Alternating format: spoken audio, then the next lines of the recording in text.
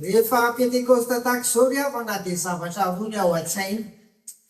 Voalohany a dia inona no atsaitsika daholo amin'izao loko menamena izao? Izay mihitsy ny nandatsahan'ny tompo ny fanahy masina tamin'ny apôstôly tany Jerosalema. Fahazatonomo fa ny Pentekosta koa no atao hoe nahaterahan'ny fiangonana. Izany dia aniverseran'ny fiangonana koa zany a, fiangonana kristianina amin'ny Pentekosta dia ireo a samy andeha miverentsika daholo anio. Fa ny tena ibahanantsika no dia resaka fanahy masina araka ny Jaona toko 7:10, Jaona toko 10:10 ary ny Jaona toko 9:10. Mingazy ianao ary aho, tenin'i Jesosy reo ndo rahantsika mamaky. Jaona toko 7:10, ny 9:11. Asa tonga dia avadika amin'ny baiboly rehefa vitantsika ny famakiana azy a. Fa ao amin'ny Jaona misy roa ao amin'ny Jaona toko 7:10, ray ao amin'ny Jaona toko 10:10 ary ray ao amin'ny Jaona toko 9:10. Ndao ary Jaona toko 7:10, 9:11, tenin'i Jesosy avokoa reo. Jean 14:16. Ndao miaraka maky azy aritsika amin'ny anaran'i Jesosy. Ary izao angataka amin'ray ary izy hanome anareo mpananatra hafa mba eo aminareo mandrakizay. Ity ampiantoany dia sariako ny sainao hoe tsy mpitsarane mpananatra. Dia jereo tsara koa dia maniraka. Ray ve sa zanaka sa iza fa zany no jerentsika daholo. Eto zany dia misy eotantsika voalohany hoe mpananatra. Ndao ary itoko 7:10 14:26. Ndao indray ary. Fa mpananatra dia fanahy masina izay irahan'ny ray amin'ny anarako. Izy no hampianatra anareo ny zavatra rehetra sy hampatsiaro anareo ny zavatra rehetra izay nolazaiko taminareo ao aritsika. Fa hoy zay verina ihany mpananatra. Fahatelo Jaona toko 10:20, 9:26. Fa raha tonga ny mpananatra izay irahako aminareo avy amin'ray dia fanahy fahamarinana izay mivoaka avy amin'ray dia izy no vavolombelona anambara azy. Farany toko 7:10, 7:7. Fa izao milaza marina aminareo, mahatsara anareo fialamo. Fa raha tsy anao dia tsy ho avy ity aminareo mpananatra. Fa raha andeha aho dia irahako eo ho aty aminareo izy. Riavako. Eto amin'ity Jaona 7:10, 9:11 ity dia misy noty hoe ray kely. Tentantsika zany ny amin'ny mpananatra. Dia ny baiboly zany arak'ireo atao hoe dikateny dia samy nandika an'ity resaka fanahy masina ity hoe ny antsika malagasy mpananatra. Ny Louis II hitatsika eo zao dia consolateur. Nijery an'ilay baiboly amin'ny teny anglisy aho le atao hoe diglote dia nataony hoe helper. Ary ny NIV, New International Version, dia natao koa counselor. Samy manana ny andikany azy zany nampanampy io na iny fa tsara amintsika foana mijery an'ilay teny grika ny Androany. Ny Parakletos ry havana dia voambolana fampiasaina any amin'ny tribunal na any fitsarana. Io Parakletos io mantsy dia nadikatsika hoe fanahy masina izany. Ko raha voambolana fampiasa any amin'ny tribunal izy na ny fitsarana dia avoka ny dika amin'ny voalohany. Inona ny avoka? Solovavy. Dia tenenina koa zany auxiliaire na le mpanampy rehetra ary indrindra mpiaro défenseur izy zany. Nanomboka hatreo dia nivoatra ny fampiasana an'ilay Parakletos ry havana. Dia tsika malagasy ny zany raha tena tonga dia jerena vitsy hoe mpananatra. Ny version misy contracteur mpampiony, ny sasany hoe mpanampy sy ny sisa.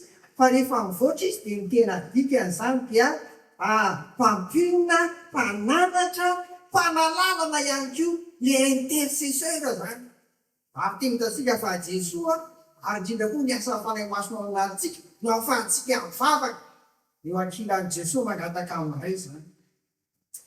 Revako zava-dehibe ny ahafahantsika mandinika an'izany satria manan-karenaka izany fifanahy masina ity amin'ny fiainantsika rehetra fa sady mpisolovavy izy, ny mpanampy izy, ny mpiaro izy, ny mpampiona izy, no mpananatra izy, ary indrindra koa mitsofoka eo amin'ny fiainantsika mba azahoantsika manakaiky an'Andriamanitra amin'ny alalan'i Jesosy Kristy avao. Izany rehetra izany no ataon'Andriamanitra eo amin'ny fiainantsika no miasa fanahy farany amin'izay resak'izay dia izao tena persona fahatelo, persona divine, tena Andriamanitra ny fanahy masina. Eo Andriamanitra, eo Jesosy Kristy, dia eo misy zany. Noho izany tena fahatsoana misy reny mitetitrana amintsika reny milaza fa tsy ino ny Andriamanitra ray, Andriamanitra zanaka, ary ny Andriamanitra fanahy masina. Ahoana fananatra ny fanahy masina, mpampiona izy, satria reto zavatra roa reto no tokony ao an-tsaintsika ao anatin'izany. Amin'ny zavatsarotra, indrindra amin'ny fanerena, dia Jesosy teny aza manany amin'izay tenenareo fa za fotoana izany dia anino? Amontsaina ary anampy anareo ny fanahy masina ny amin'izao tenenina izany.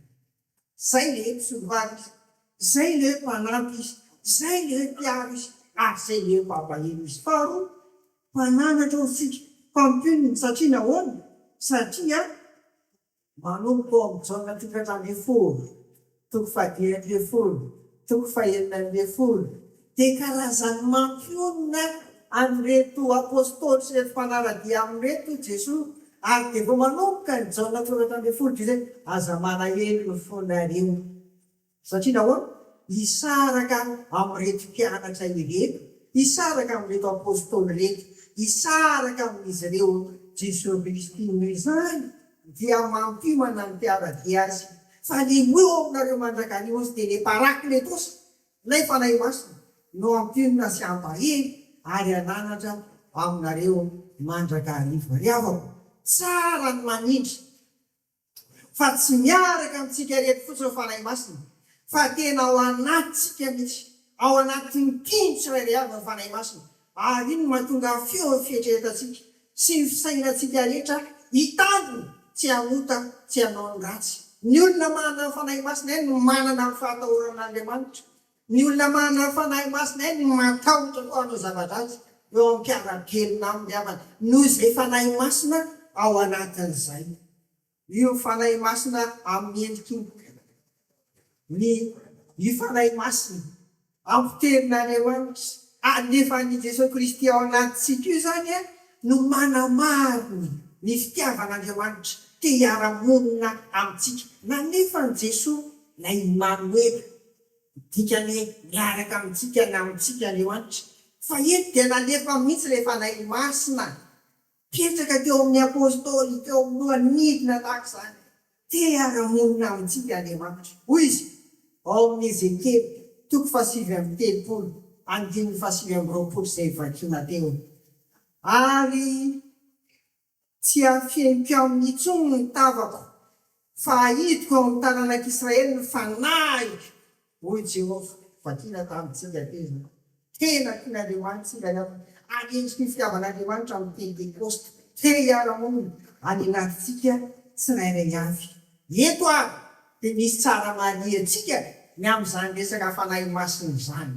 Teo amin'ny tantaran'ny fiangonana mantsy dia nanamarika ny resaka fotompinoana dogmatika iainan'ny fiangonana ty resaka fanahy masina ty.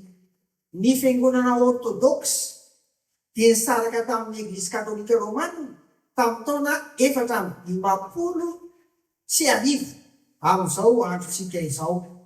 Satria izy ireo dia nitana hoe ny fanahy masina dia avy amin'ny ray irery ihany, averiko ny Eglizy orthodoxe zany.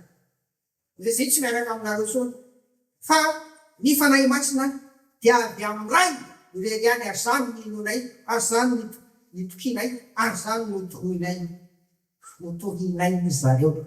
Dia zao porofony amin'ny soratra masina izany asaina tonga any avana. Natonga atsika hoe atao vakina voly zay soratra masina e. Fa manjary aveo tsika hanao démocratie dia anangatanana izy miaraka amin'ny orthodoxe dia atao ary dia zay miaraka amin'ny katolika romanina dia atao ary ihany tao jerena no soratra masina.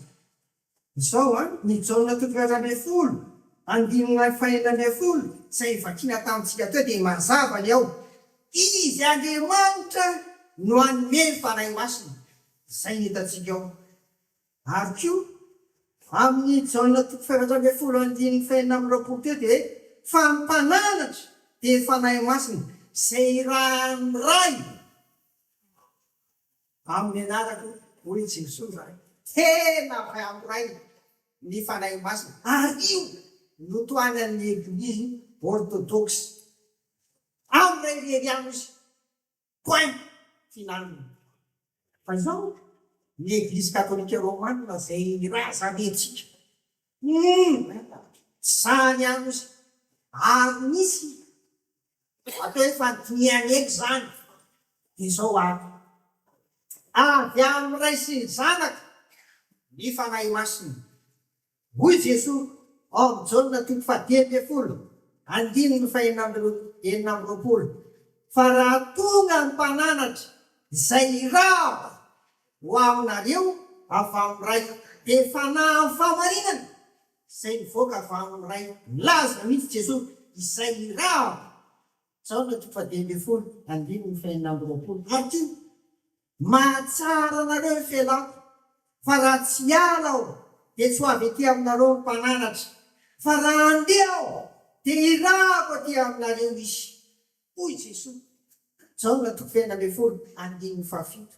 Dia irako ho atỳ aminareo izy. Io zay ny katolika tsy marina azy zany fa izao ny tena marina dia avy amin'ny ray sy ny zanaka ny fanahy masina. Ary io no narahantsika protestanta réformé hoe ny fanahy masina dia ny raha ny ray sy ny zanaka ary dia mitoetra ao anatintsika asa-donona.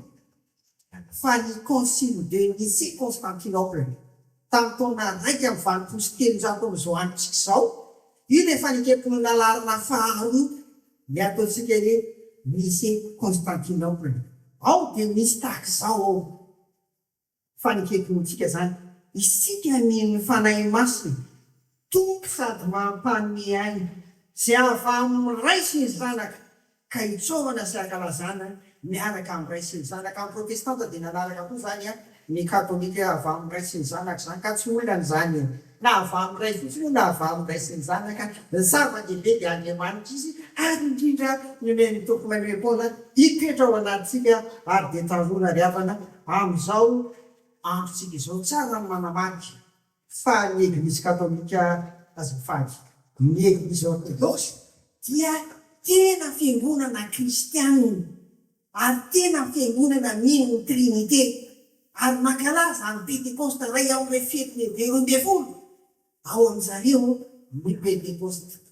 Sainy zay fotsiny zany tsy mifanarahana ry havako aho. Isika dia mino fa fanahy masina dia Andriamanitra.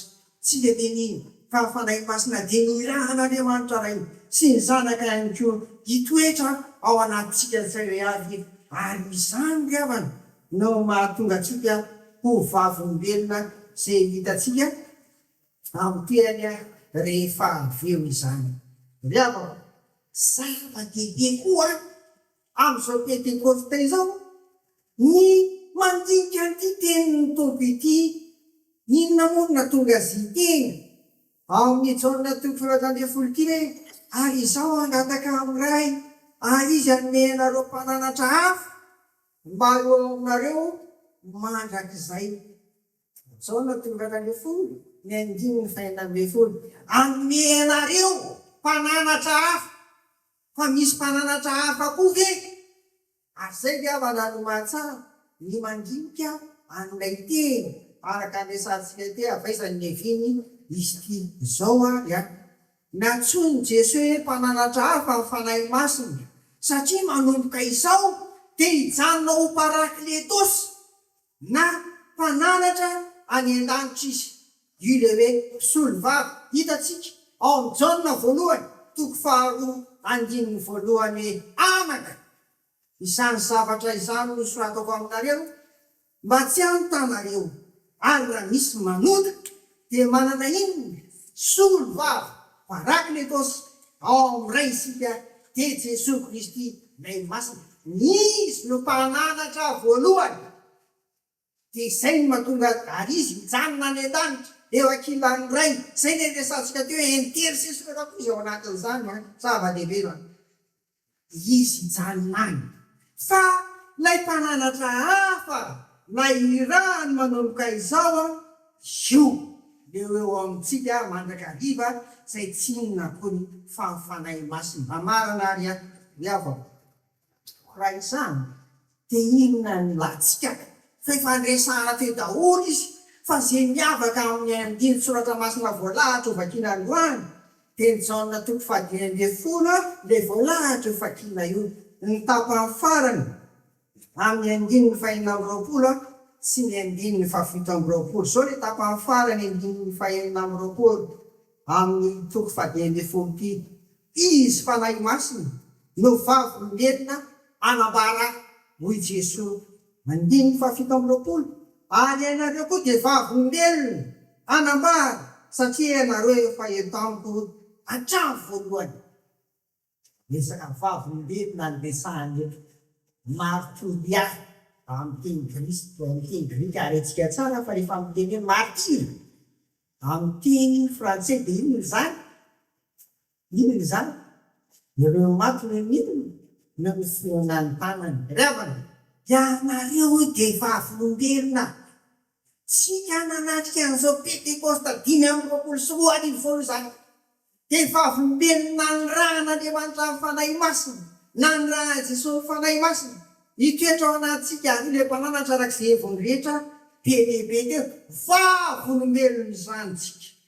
Ary dia ambarany Jesosy eto voalohany fa vavolombelona anambara azy satria efa teo amin'ny hatrany voalohany isika. Inona amin'ny andro antsika izany? Vavolombelona mandramata amin'ny ety aretana ny mafy fa tena niona tamin'i Jesosy ianao aloha. Efa teo amiko izy hatrany voalohany ianareo. Zay ny voalohany, zay zany miaina antsika. Aseholy fa efa tena niona tamin'i Jesosy ianao. Io le tenenina hoe fahaterana vaovao. Io le tenenina hoe voaforafo. Io le tenenina hoe efa nifoka. Aseholy fa efa vavolombelona fa efa tsy le olona taloha hoe ianao fa efa olom-baovao no voazao fanahy masina. Faharoa, asehoy amin'ny olona koa aritorio miasa-pamondena rehetra nataony teo amin'ny fiainanao tena fijona vavolombelona io. Fa izany koa ny Andriamanitra maty ty vavahantsika ty. Toy olomono ihany koa ty vavahantsika ty. Inona no nataony Jesosy tamin'ny fiainanao? Itsoko vavolombelona amin'ny hafa izany. Manaraka fanambarana ny vaovao mahafahany mihitsy lay Jesosy Kristy no hampahosotonony amin'ny vato amin'ny teny mihitsy zany. Mba ho fantatry ny rehetra amin'izao vanim-potoana zao mantsy ry havana. Asa fa fantatry ny tompony ny fiainan'ny olona rehetra. Ary fantatry ny tompony ety ambany masoandro. So zay vehivavy amin'ny hatrany mariny. So zay vehivavy amin'ny hatrany mariny. Ary so zay ao anakory izany. Tsy manao publication be dehibe ny hatrany mariny. Tsy fantatry daholo fa zany le zaho misy. Fa ny anjarantsika zany vavolombelon'i Jesosy ianao. Zay nandray ny fanahy masina amin'izao Pentekosta zay torio ambarao amin'ny fiteny amin'ny fihetsika amin'ny atao rehetra. Petera moa le miafaka mafana fo. Ary dia vakiana tamintsika teo ny asan'ny apôstôly toko faharoa andininy 7:10 ka hatramin'ny 20. Io raha tokony izy dia tokony farana hatramin'ny andininy 9 amin'ny 30 zany. Satria fizarana voalohany amin'ny toloteny Petera fotsiny lay andininy 7:10 sy ny 20. Fa manomboka amin'ny toyandreo vao teneniny le momba an'i Jesosy. Le asen'i Jesosy tenenintsika sy ataontsika rehefa nandray ny fanahy masina isika riavana.